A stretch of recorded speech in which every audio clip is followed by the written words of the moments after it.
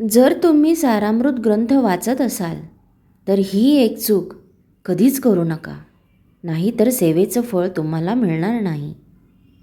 सारामृत ग्रंथ म्हणजे फक्त वाचण्याची गोष्ट नाही, तो जगण्याचा एक मार्ग आहे.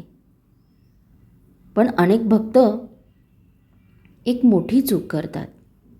ग्रंथ वाचतात पण स्वतःला बदलत नाहीत.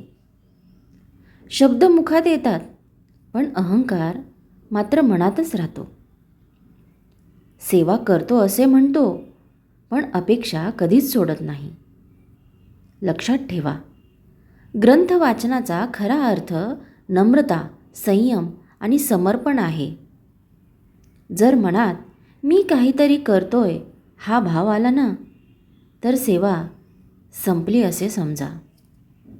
कारण स्वामी समर्थांचे सारामृत असे सांगतो, स्वतःला शून्य करा, तेव्हाच गुरुकृपा प्रकट होत असते.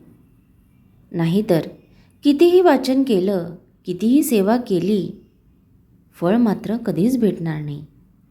त्यामुळे या गोष्टी नक्की लक्षात ठेवा आणि सेवा करा. श्री स्वामी समर्थ.